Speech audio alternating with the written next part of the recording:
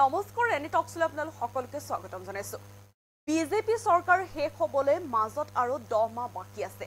এতিয়াহে কিয় বিদেশী বহিষ্কৰণৰ কাম আৰম্ভ কৰিছে এইখন চৰকাৰে?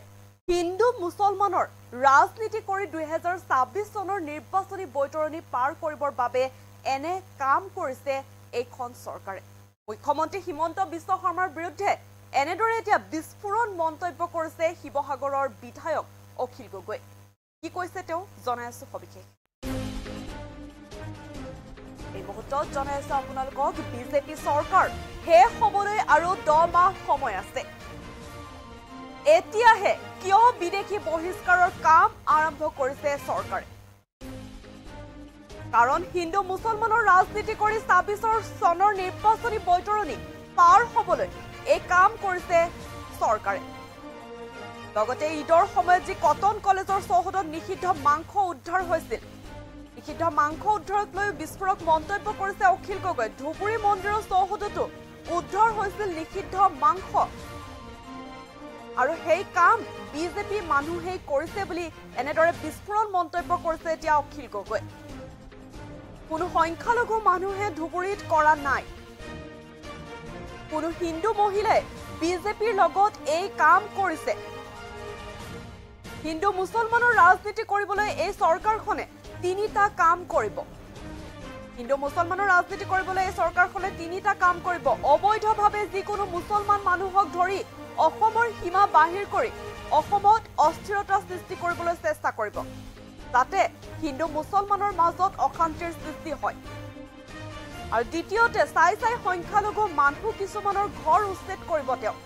এনেদৰে এতিয়া মন্তব্য কৰিছে শিৱসাগৰৰ বিধায়ক অখিল গগৈ।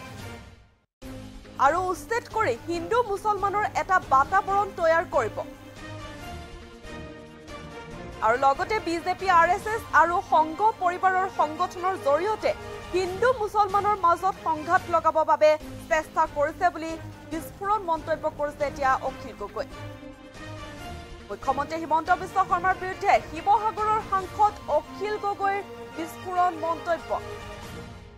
অখিল গগৈয়ে কৈছে যে বিজেপি চৰকাৰ শেষ হ'বলৈ আৰু 10 মাহ সময় আছে। এতিয়াহে কিয় বিদেশী বহিষ্কাৰ কাম আৰম্ভ কৰিছে চৰকাৰে? কাৰণ হিন্দু মুছলমানৰ ৰাজনীতি কৰি 26 চনৰ নিৰ্বাচনী বৈতৰণি পাৰ হ'বলৈ এই কাম কৰিছে বুলি মন্তব্য কৰিছে এতিয়া অখিল গগৈ। যিহেতু ঈদৰ সময়ত যি আচলতে নিষিদ্ধ মাংস উদ্ধাৰক লৈ যি উত্তেজনাময় পৰিৱেশ সৃষ্টি হৈছিলে, তাক লৈও বিস্ফোৰণ মন্তব্য কৰিছে অখিল গগৈ। ঈদৰ সময়ত যিহেতু কটন কলেজৰ চৌহদত নিষিদ্ধ মাংস উদ্ধাৰ, লগতে ধুবুৰী মন্দিৰৰ চৌহদত যি উদ্ধাৰ নিষিদ্ধ মাংস, সেই কাম হেনো বিজেপি মানুহে কৰিছে বুলি মন্তব্য কৰিছে অখিল গগৈ। কোনো সংখ্যালঘু মানুহে ধুবুৰীত এই কাম কৰা নাই, কোনো হিন্দু মহিলাই বিজেপিৰ লগত এই কাম কৰিছে বুলি মন্তব্য কৰিছে অখিল গগৈ। হিন্দু মুছলমানৰ ৰাজনীতি কৰিবলৈ এই চৰকাৰখনে 3টা কাম কৰিব। অবৈধভাৱে যিকোনো মুছলমান মানুহক ধৰি অসমৰ সীমা বাহিৰ কৰি অসমত অস্থিৰতা সৃষ্টি কৰিবলৈ চেষ্টা কৰিব, যাতে হিন্দু মুছলমানৰ মাজত অশান্তিৰ সৃষ্টি হয়। আৰু দ্বিতীয়তে চাই সংখ্যালঘু মানুহ কিছুমানৰ ঘৰ উচ্ছেদ কৰিব চৰকাৰে, আৰু উচ্ছেদ কৰি হিন্দু মুছলমানৰ এটা বাতাবৰণ তৈয়াৰ কৰিব। লগতে বিজেপি RSS আৰু সংঘ পৰিবাৰৰ সংগঠনৰ জৰিয়তে হিন্দু মুছলমানৰ মাজত সংঘাত লগাবৰ বাবে চেষ্টা কৰিছে বিজেপি চৰকাৰখনে। মুখ্যমন্ত্ৰী হিমন্ত বিশ্ব শৰ্মাৰ বিৰুদ্ধে এনেদৰে এতিয়া বিস্ফোৰণ মন্তব্য কৰিছে শিৱসাগৰৰ সাংসদ অখিল গগৈ। বিজেপি চৰকাৰ যিহেতু শেষ হ'বলৈ আৰু 10 মাহ সময় আছে, কিয় এতিয়াহে বিদেশী বহিষ্কাৰৰ কাম আৰম্ভ কৰিছে বুলি প্ৰশ্ন কৰিছে অখিল গগৈ। হিন্দু মুছলমানৰ ৰাজনীতি কৰি 26 চনৰ নিৰ্বাচনী বৈতৰণি পাৰ হ'বলৈ এনে কাম কৰিছে বুলি বিস্ফোৰণ মন্তব্য কৰিছে এতিয়া অখিল গগৈ। লগতে নিষিদ্ধ মাংস উদ্ধাৰক লৈ যি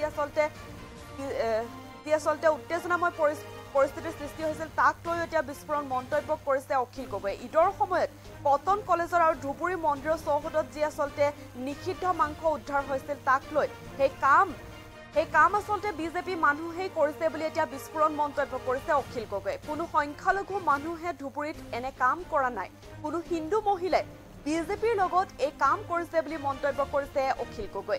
হিন্দু মুছলমানৰ ৰাজনীতি কৰিবলৈ এই চৰকাৰখনে 3টা কাম হেনো কৰিব। অবৈধভাৱে যিকোনো মুছলমান মানুহক ধৰি অসমৰ সীমা বাহিৰ কৰি অসমত অস্থিৰতা সৃষ্টি কৰিব, যাতে হিন্দু মুছলমানৰ মাজত অশান্তিৰ সৃষ্টি হয়। এনেদৰে এতিয়া মুখ্যমন্ত্ৰী হিমন্ত বিশ্ব শৰ্মাৰ বিৰুদ্ধে বিস্ফোৰণ মন্তব্য কৰিছে শিৱসাগৰৰ বিধায়ক অখিল গগৈ। অখিল গগৈ মন্তব্য আছে, মন্তব্য আগবঢ়াইছে।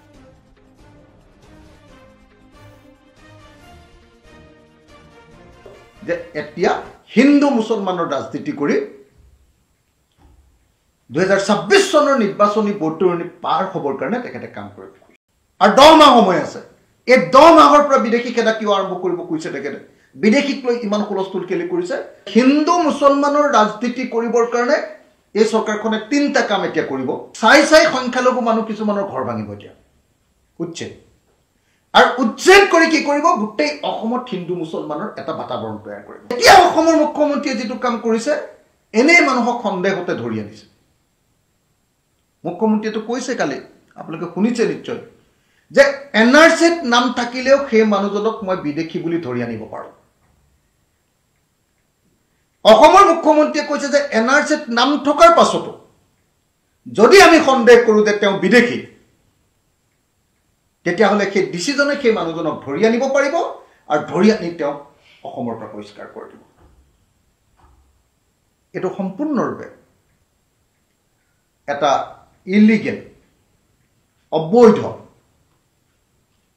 বেআইনী এটা কাম অসমৰ মুখ্যমন্ত্ৰীয়ে কৰিছে। আৰু এনেকৈ তেখেতে অসমৰ, ভাৰতৰ যি আপোনাৰ আইন ব্যৱস্থা আছে, সেই আইন ব্যৱস্থাক, অসমৰ চিষ্টেম, যিটো দেশৰ যি ৰাষ্ট্ৰীয় ব্যৱস্থা, যি আইন ব্যৱস্থা, সেই আইন ব্যৱস্থাক সম্পূৰ্ণৰূপে, দেশৰ যিটো আইনৰ শাসন বুলি কয়, সেই আইনৰ শাসনক সম্পূৰ্ণৰূপে ধূলিচ্ছাত কৰি এজন ফেচিষ্ট মানুহৰ চৰিত্ৰটো প্ৰকাশ কৰিছে। এই কামটো কিয় তেখেতে কৰিছে? প্ৰথম 3 বছৰ তেখেতে বিদেশী খেদাৰ, বৈধভাৱে বিদেশী খেদাৰ, অৰ্থাৎ আইনসংগতভাৱে বিদেশী খেদাৰ কোনো ব্যৱস্থা নকৰি, এতিয়া বছৰটোৰ শেষত যেতিয়া তেওঁৰ চৰকাৰ শেষ হ'বলৈ হ'ল আৰু 10 মাহ সময় আছে, এই 10 মাহৰ পৰা বিদেশী খেদা কিয় আৰম্ভ কৰিব খুজিছে তেখেতে? বিদেশীক লৈ ইমান হুলস্থুল কেলে কৰিছে? তাৰ একমাত্ৰ কথাটো হ'ল যে এতিয়া হিন্দু মুছলমানৰ ৰাজনীতি কৰি 2026 চনৰ নিৰ্বাচনী বৰ্তৰণি পাৰ হ'বৰ কাৰণে তেখেতে কাম কৰিব খুজিছে। আপোনালোকে সকলোৱে দেখিছে যে এইবাৰ ঈদত, এই কালি পৰহি যিটো ঈদ পাৰ হৈ গ'ল, তাত কটন কলেজৰ ওচৰত গৰু মাংস ওলাইছে, ধুবুৰী টাউনত ক'ৰবাত গৰু মাংস ওলাইছে, হিন্দু এলেকাত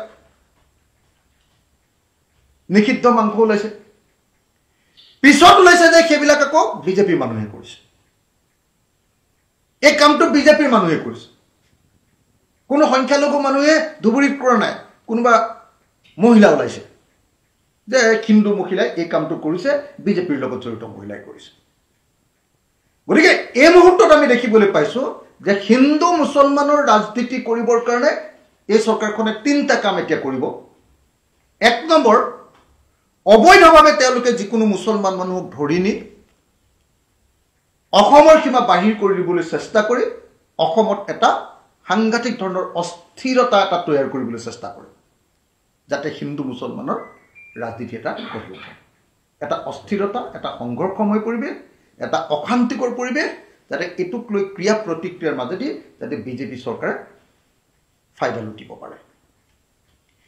দ্বিতীয় যিটো কাম তেওঁ কৰিব, সেইটো হ'ল চাই সংখ্যালঘু মানুহ কিছুমানৰ ঘৰ ভাঙিব এতিয়া উচ্ছেদ।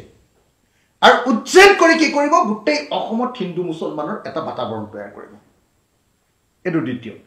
আৰু তৃতীয়, বিজেপি, RSS আৰু সংঘ পৰিবাৰৰ যিবিলাক সংগঠন আছে, সেই সংঘ পৰিবাৰৰ সংগঠনবিলাকৰ জৰিয়তে, তেওঁলোকৰ সদস্য কিছুমানৰ জৰিয়তে, নিৰ্দিষ্ট কিছুমান এনেকুৱা সদস্যৰ জৰিয়তে ষড়যন্ত্ৰ কৰি এনেকৈ হিন্দু মুছলমানৰ মাজত সংঘাত লগাবৰ কাৰণে নিষিদ্ধ গো মাংসকে ধৰি এই যে মন্দিৰৰ ওচৰত গো মাংস পেলোৱা, এনেকুৱা ধৰণৰ ঘটনা কিছুমান ঘটাই মানুহৰ মাজত সন্ত্ৰাসময় পৰিস্থিতি, সংঘৰ্ষময় পৰিৱেশ, হিন্দু মুছলমানৰ কাজিয়া লগাৰ পৰিৱেশ সৃষ্টি কৰিব।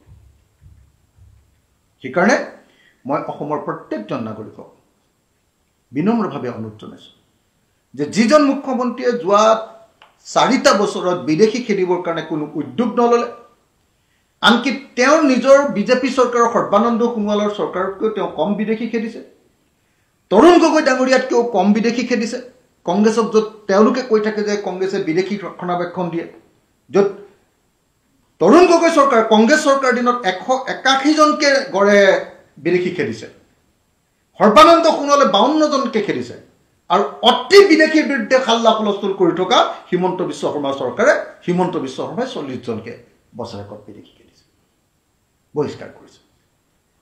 এই কথাখিনি অসমৰ প্ৰত্যেকজন নাগৰিকে বুজি উঠা দৰকাৰ যে 26ৰ নিৰ্বাচনৰ কাৰণে বিজেপিয়ে বিশেষকৈ হিমন্ত বিশ্ব শৰ্মাই অসমক অস্থিৰ কৰাৰ পৰিকল্পনা কৰিছে। 26ৰ নিৰ্বাচনৰ এই অস্থিৰ কৰাৰ, অসমখনক অস্থিৰ কৰি হিন্দু মুছলমানৰ সংঘাত আৰু সংঘৰ্ষ লগাই বিজেপিয়ে নিৰ্বাচনী বৈতৰণি পাৰ হ'বৰ কাৰণে চেষ্টা কৰিব, আৰু অসমৰ মানুহে খুব সাৱধানেৰে বিজেপিৰ এই ষড়যন্ত্ৰত ভৰি নিদিবৰ কাৰণে সচেষ্ট হ'ব লাগিব। প্ৰত্যেকজন অসমৰ মানুহ সাৱধান হ'ব লাগিব। হিন্দু, মুছলমান, খ্ৰীষ্টান, জৈন, বৌদ্ধ, শিখ সকলো জাতিৰ মানুহ সাৱধান হ'ব লাগিব।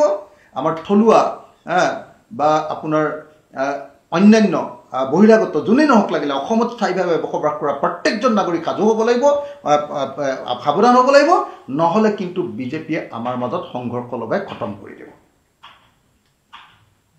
আৰু